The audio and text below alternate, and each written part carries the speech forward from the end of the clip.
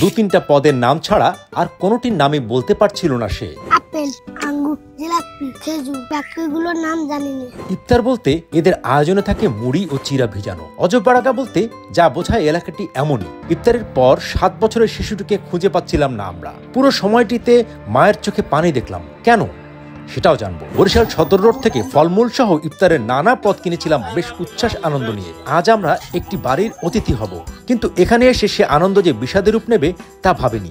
আর এত ইফতার আয়োজন নিয়ে তাদের তেমন আগ্রহও ছিল না। বিকেল থেকে প্রস্তুতি নিচ্ছিলাম।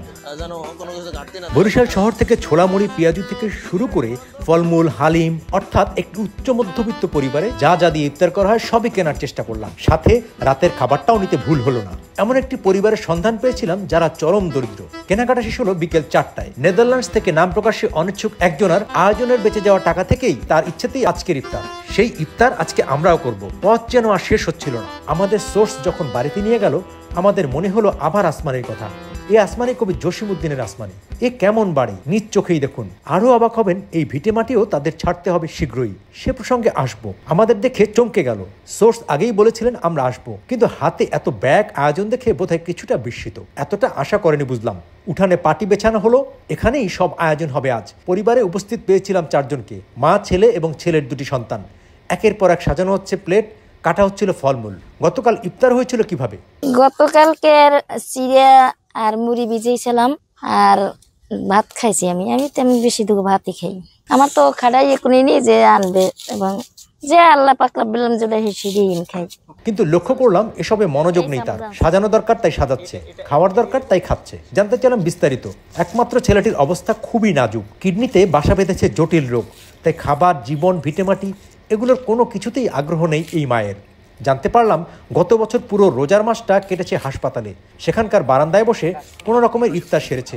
আর এবার 2টো রোজা পার করেছে সেহরিতে পানি ভাত, সবজি বা এমন কিছু দিয়ে। গত বছর রোজা আমি ঢাকা মেডিকেল কাটাই দিছি। ঢাকা মেডিকেলে ছেলের অপারেশন হয়েছে, টিউমার অপারেশন। সেই টিউমার অপারেশন আমি ঢাকা মেডিকেল ছিলাম ছেলে নিয়ে। এরভাবে কোনো ইফতার করতে পারিনি। ইফতারের বাইরে থেকে কিডনি আনছি, কিডনি এনে ছেলে বউ নিয়ে আর কি ইফতার খুলছি মেডিকেল বসে। আমাদের এই 2 বছর ধরে এই কষ্টেই জীবন যাইতে আছে। কারণ আমার এই ছেলেটাই খাড়াই লোক ছিল, সে তো আজকে 2 বছর ধরে জীবন বিছনে পড়া। ইফতারির সময় হয়ে এলো, সমান ভাগ করা হলো। কিন্তু দাদি তার নাতি নাতনির পাতে এটা ওটা একটু বেশি দিচ্ছিলেন। নাতি নাতনির জন্য চিরাচরিত এই মমত্ববোধ পুরোটা হয়তো ক্যামেরায় ধারণ করা সম্ভব হলো না। মা তার সন্তানের কথা বলেই চললেন ইফতারের ঠিক আগ মুহূর্ত পর্যন্ত। ভালো মন্দ খাবার ওনার জীবনে এখন আর কোনো অর্থ বহন করে না। এখন তো বাঁচা মরার লড়াই। কম বয়সে স্বামীকে হারিয়েছেন, তারপর সংগ্রাম শুরু। 3 সন্তানকে নিয়ে অথৈ সাগরে পড়ে যান। সেলাই মেশিনের উপর ভর করে টেনে টুনে চালিয়েছেন সংসার। একমাত্র ছেলে একসময় সংসারের হাল ধরবে এই আশায় বুক বেঁধেছিলেন, কিন্তু সেই ছেলেই দুরারোগ্য ব্যাধিতে আক্রান্ত। এই মা আবার নতুন আরেক যুদ্ধে নেমেছেন। 28 বছরের তরতাজা সন্তানকে বাঁচাতে যেখানে যা ছিল সব বেঁচেছেন। শেষ পর্যন্ত ভিটে মাটিও বেচতে বাধ্য হলেন ঋণের ভারে। এরপর থাকবেন কোথায়? সন্ধ্যা নেমে এলো, পড়লো মাগরিবের আজান। আমি এত খাবো না, এইটা আমার, এটা দেন আমারে। সবাই হইবে? হ্যাঁ, আরে সবাই হইবে মানে আরো অনেক আছে না। 7 বছর আর 4 বছরের এই 2টো শিশুও রোজা রেখেছে। সেহরিতে নাকি এদের ডেকে তুলতে হয় না। একটু পরে দেখলাম ছোট্ট ছেলেটি উঠে চলে গেল। কোথায় গেল বুঝলাম না। জানা গেল মসজিদে জামায়াতে নামাজ পড়তে গিয়েছে। রোজায় সে জামায়াতে বাড়ির কাছের মসজিদে নামাজ পড়ে। বাবা অসুস্থ, এটা এই ছোট্ট শিশুটিও খুব ভালোভাবেই বোঝে। ফিরে আসার পর সেটা জানালো আমাদের। নামাজের পর আমাদের ইফতারের বাকি অংশ শেষ করলাম। সন্তানকে বাঁচাতে মায়ের আর্জি, সন্তানের দুঃখের কথাগুলো শুনছিলাম। এলাকাবাসীও বলছিলেন তাদের দুর্দশার কথা। মনটা ভারী হয়ে এলো। কতটুকুই বা সাধ্য আছে আমাদের।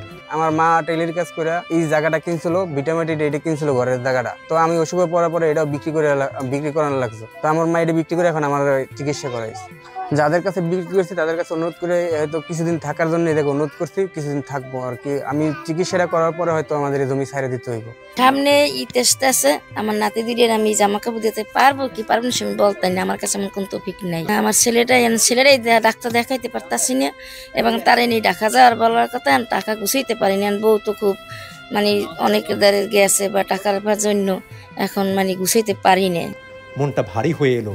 কতটুকুই বা সাধ্য আছে আমাদের। তার সন্তানকে যদি সত্যি আবার মায়ের বুকে সুস্থ অবস্থায় ফিরিয়ে দিতে পারতাম, যদি পারতাম ভিটে মাটিতে 1 রুমের ছোট্ট ঘরটা আবার করে দিতে, সেদিনই তো ওদের নতুন জীবন শুরু হতো। রাতের জন্য খাবারটা রেখে আসলাম, সেই সাথে রেখে আসলাম একটা বিষাদের ইফতারের স্মৃতি।